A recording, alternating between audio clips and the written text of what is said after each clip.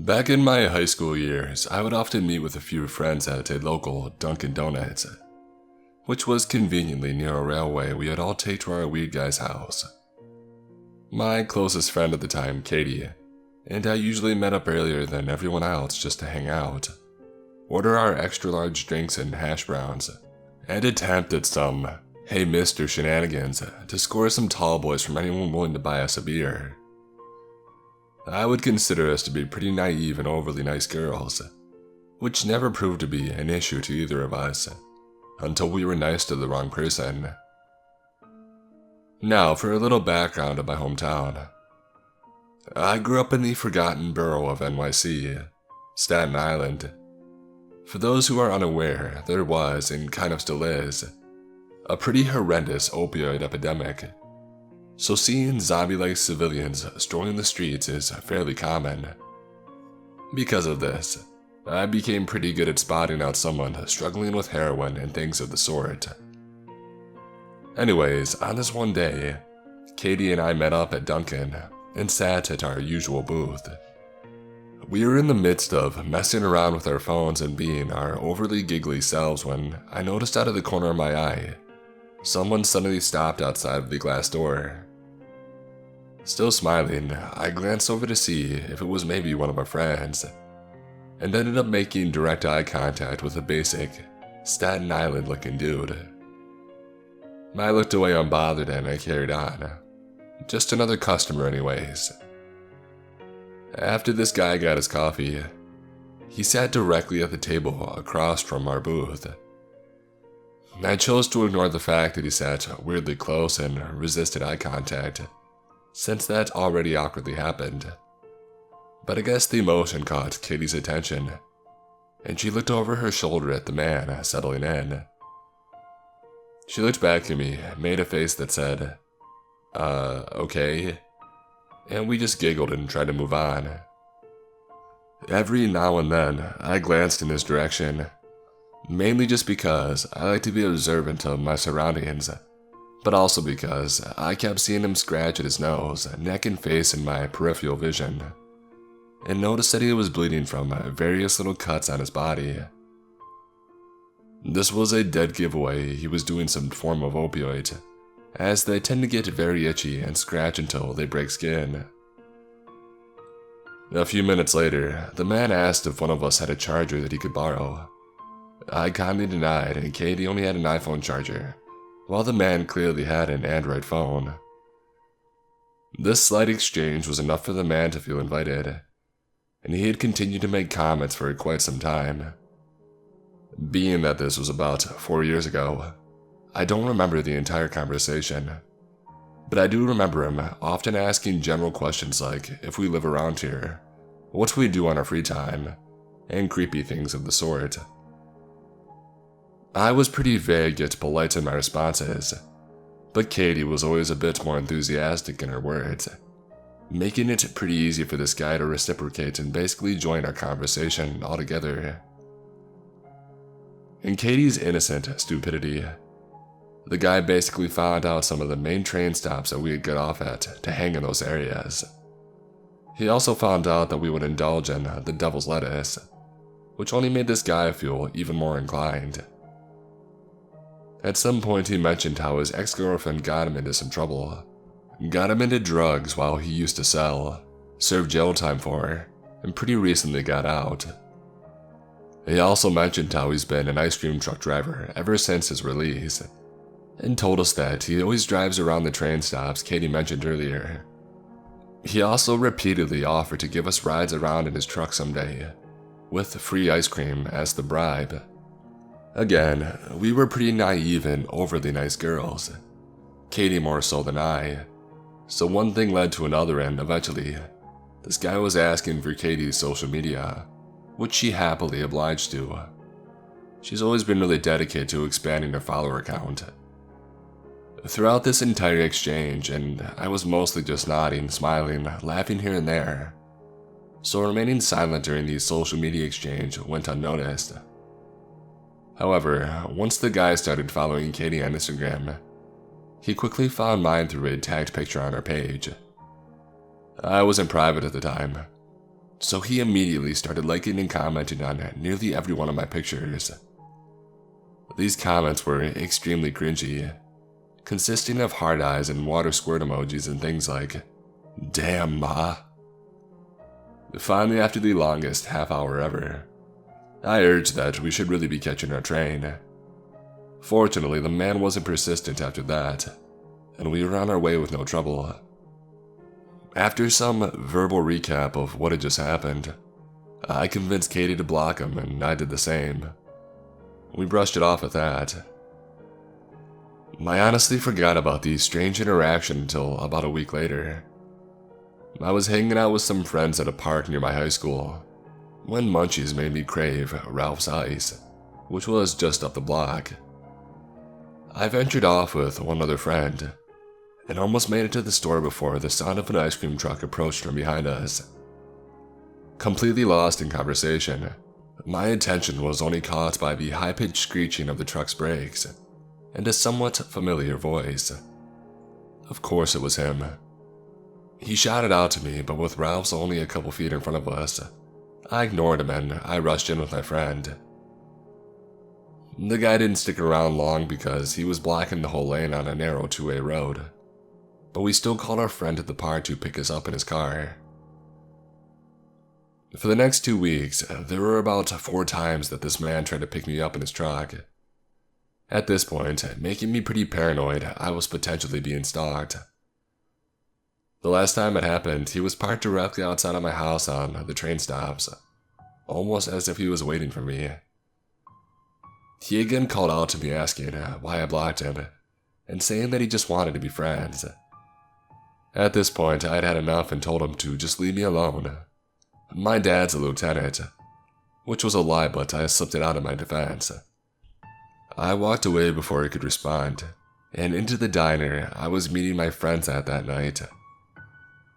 I saw his truck drive away in the window, and never had an interaction with the ice cream man again. The sound of an ice cream truck has haunted me ever since.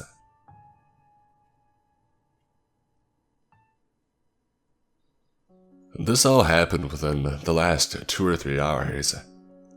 My mom and I have been trying to catch the ice cream truck all summer, as they have some certain ice cream bars that you can't really get anywhere else around here. We were in the middle of watching a show when we suddenly heard the ice cream truck outside. It was loud, signifying that it was close. I got up and I went to the door. I saw that it was in front of our house, and began to say that it was too late, but then I realized that it was slowing down, not driving away. Now this wasn't an, "Oh, there's someone coming, I should stop, slow down." It was a, "I've been slowing to a stop since before you opened the door, slow down." My mom told me to go out to make sure that he didn't drive away. It was odd, and it was just about 9 p.m., but we wanted our ice cream. My mom came outside and we ordered. The guy was quiet, but said that he had stopped because he heard voices. No one was outside and we were inside when we were talking. There was an open garage door a few houses down, but no one was there. He was able to find the flavor that I asked for, but had some trouble finding the one that my mom wanted. I just saw it. I just ate one. I figured that he was new to the job and just nervous, so I thought nothing of it. We paid and we went back inside. Once we got inside, however, I noticed that mine was open. I asked my mom if she had opened it, as she is the one who had both of the treats. She said no. She offered me her ice cream bar, as we both knew neither of us wanted to eat an opened ice cream bar, when she noticed that hers was really puffed up, as if it had been blown up with air. We threw both of them away. After thinking about it for a few minutes, it all seemed so weird. 9 p.m. The music suddenly turned on when we both heard it. It didn't slowly fade in as if it had been on the whole time. It slowed to a stop in front of our house, before I even opened the door. He was quiet and gave us 2 suspicious ice cream bars. He sped away after that, not stopping for anyone else. Just 15-ish minutes ago, I called my mom in front of a garage to tell her that the cats were trying to catch this bug that looked like a wasp or something. As she came in, she saw something through the kitchen window. She rushed me to the front door in the next room, and when she opened it, a different car drove away. I didn't see the full thing, but she says that it was pulled over with the lights on, and quickly peeled out of there when we had opened the door. My dad just came home, and we told him about everything. He thinks it's odd, but that's about it. Sure, the two incidents could be two totally innocent, coincidental occurrences, but it's too weird. My mom wants me to sleep in the living room on the other couch tonight, just in case something happens, and I have no objections because I'm nervous as hell. The creepy people that we saw tonight, let's not meet again.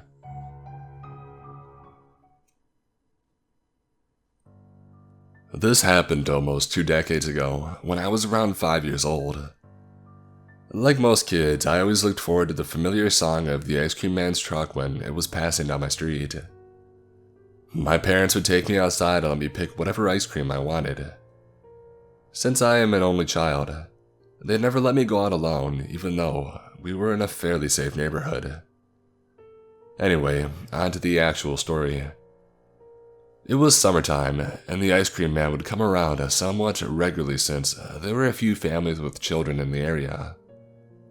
After getting my ice cream one day, the visits from one specific ice cream man became more and more frequent until he was in my neighborhood literally every single day. My mom has an insanely strong intuition, and she quickly picked up on the fact that something was a little off about this guy. She explained to me that it just wasn't quite right for him to be in the neighborhood every day, and that I would no longer be able to get ice cream from him. 5-year-old me was not pleased with this. However, there wasn't much I could do considering I was just a kid. A few days passed without any interaction with the ice cream man, even though he was still passing up and down my street. One day, however, he decided to come up to my door and ask for me specifically by name. My mom was the one who answered since my dad was at work. She was cool and collected at first, but started to really get her back up when the guy refused to leave her front door. I was in the other room, but I could hear him saying things like, "Come on, I brought a gift just for her. Just let me talk to her and give them to her." I never really heard my mom raise her voice at anyone, but she went full-blown mama bear on this guy. She told him to get lost before she called the police, and my father told him to steer clear of our property. At the time, I didn't understand just how creepy it was for someone I didn't even know, who was at least 15 years older than me, to be bringing me gifts and basically begging to see me. Ice cream man, let's not meet. Growing up, I lived in a decent-sized middle-class apartment complex. This took place 1988 to 1990. I was about 4 or 5 when it happened. Since there was only one driveway in and out of our complex, my mom pretty much let me roam around by myself from a very young age. My quarter block of apartments was the first one you passed entering the complex, and my apartment was about 100 feet from it. I wasn't supposed to leave the court unless my mom knew whose place I was going to. I was a very curious and precocious child, and very social. My mom called me the mayor because I knew who a good number of people in the complex were. I had overall had a few run-ins with creeps, weirdos, and a definite pedo, or two over the years living there, but nothing that ever escalated into any sort of worrisome incident. My parents were both pretty tough growing up, and educated me early on street smarts and self-defense, and that it's okay to talk to strangers in certain situations, because not everyone is bad, and how to tell when someone might be a danger to me. We had at one point a particularly ugly, creepy ice cream man. He had a Billy Ray Cyrus type spiky mullet. He always wore tank tops and had really bad acne. He also had really weird teeth and a piggish nose. At the time, I considered him in his 40s, but looking back on it, he was probably in his late teens, maybe early 20s. He loved talking to the other kids about wrestling. I went to his truck once along with friends when he was parked outside of the pool. I didn't have enough money for something, so I said, "Oh, never mind." But he gave it to me anyway for whatever money I did have. But I didn't like the way that he was way too friendly while smiling at me. So, if I heard the ice cream man, I would peek out of the window to see which ice cream guy was pulling into the complex. And if it wasn't him, I would get ice cream. I don't know how much time had passed between my first encounter with him and the last. But in between there were a few occasions where I was coming home or going to a different court, for whatever reason.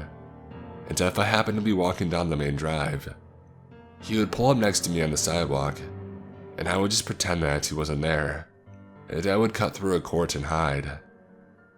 He would holler things like, "Why are you so scared of me? I'm nice. You make me feel bad." One day, my mom said that I couldn't leave the court for whatever reason. My friend lived in the corner apartment of the court after mine, so I sat in my court's corner nearest hers. She sat in her corner. We were talking and tossing toys to each other across the parking lot. I heard the ice cream man. Even though I was at the other end of the block, he saw me when he pulled in. He started driving towards me, and I just ran and hid in my court until he moved further into the complex. I waited what felt like enough time, and I didn't hear music anymore. I walked back to the corner and my friend had already gone inside. I picked up whatever toy that I had left behind, and as I turned to start walking home, I noticed that he's sitting in the parking lot of the court across the main drive, in his truck with the music off. I drop what I was holding. I go to pick it back up, and he's already directly across the street from me, stopped. "Hey, what's your name? Can we be friends? I feel bad that I scared you. I'm a really nice guy." He had on a tie-dye tank top, and his hair was really greasy and his acne was very flared up. I remember just being so repulsed by him. My legs locked up because I was so scared, and mentally I was trying to decide if I would have a better chance escaping through the woods or to chance it down the main drive. "I can't have friends. My mom said so." "Well, let me give you a free ice cream. I feel bad." "My mom says I can't have ice cream." "Okay, you can have candy or soda or a snap bracelet." "Sorry, I can't cross the street." "Oh, that's okay, I'll come to you. You can ride in the truck and play the music if you want." I realized this back and forth was going to be a losing battle for me, so I decided the best thing to do was play along.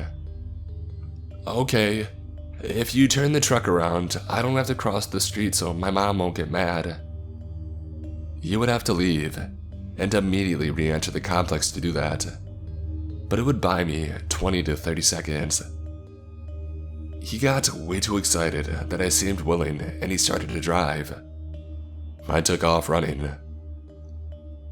I got home and my mom was on the phone with my dad, who was out of the state for the day. I told her what happened, and she made me tell my dad, and they both told me how proud of me they were, and how I made some really grown-up decisions. After that, unless I was out of town, I avoided ice cream men at all costs. I still think about that to this day, and always tell that story to kids that I babysit. I just hope I was the only kid he tried to bait, and that no one else had an experience with him, which was worse.